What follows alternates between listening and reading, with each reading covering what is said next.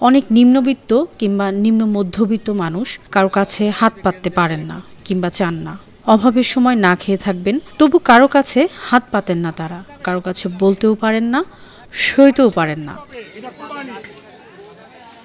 এসব মানুষের কথা বিবেচনা করে এক ব্যতিক্রমী উদ্যোগ নিয়েছে ঝিনাইদহের কালীগঞ্জ উপজেলার হেলাই গ্রামের উত্তরপাড়ার সামর্থ্যবান মানুষেরা। তারা প্রথমে নিম্নবিত্ত ও নিম্ন মধ্যবিত্ত ও দরিদ্র মানুষের তালিকা তৈরি করেন, পরে গ্রামের নির্দিষ্ট একটি স্থানে একসাথে পশু কোরবানি করেন, তারপর গোপনে তাদের অভাবী মানুষগুলোর বাড়িতে কোরবানি মাংস পৌঁছে দেন। প্রতি বছরের মতো এবছরও কোরবানি ঈদে গ্রামটির প্রাথমিক বিদ্যালয়ের পাশের বাগানে একসাথে পশু কোরবানি করা হয়। সামর্থ্যবান ২৫ জন মানুষ প্রায় ১৫টি ছাগল ও ৫টি গরু কোরবানি করেন।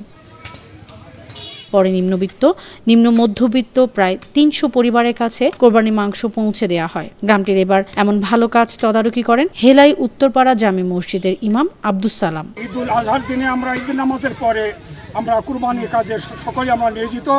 আমরা এখানে আমাদের একটা কুরবানির পশু জব এবং তার সর্বদিক থেকে উত্তরপাড়া পক্ষ থেকে আমরা একটা কমিটির পক্ষ থেকে সকল কুরবানির কাজকর্ম সাহায্য সহযোগিতা পরস্পর আমরা করে থাকি এবং সুন্দরভাবে আমরা পরিবেশকে ভালো রাখার জন্য আমরা হেলাই উত্তরপাড়ায় এক জায়গায় কুরবানির কাজ করি এবং সেখান থেকে আমরা সুস্থভাবে সুন্দরভাবে সমস্ত গরিব মানুষের বাড়িতে আমরা গোশত পৌঁছে দিয়ে থাকি। গ্রামটিতে ১২ বছর ধরে এমন রীতি প্রচলন রয়েছে। এমন সুশৃঙ্খল উদ্যোগ দেশের প্রায় সব এলাকায় প্রচলন করা হলে কোরবানির ত্যাগের মহিমা আরও বেশি উদ্ভাসিত হবে বলে মনে করেন স্থানীয়রা। আমাদের ভিতরে দরিদ্র আছে এবং যারা কোরবানি দিতে অক্ষম, তাদের বাড়ি আমরা প্রত্যেককে নিজেরা নিজ উদ্যোগে মাংস পৌঁছে দিই এবং প্রত্যেকে খাসির মাংস এবং গরু মাংস মিলে ২.৫ কেজি ৩ কেজি করে মাথাপ্রতি পায় এবং এর সংখ্যা প্রায় ২০০ মতন আমাদের এখানে আছে।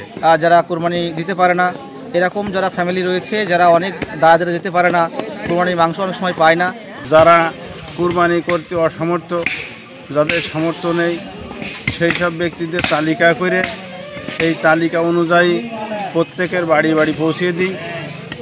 খাসি গরু সব রকমই গোশত প্রত্যেকের বাড়ি পৌঁছে দিয়ে থাকি। News desk, Banu TV.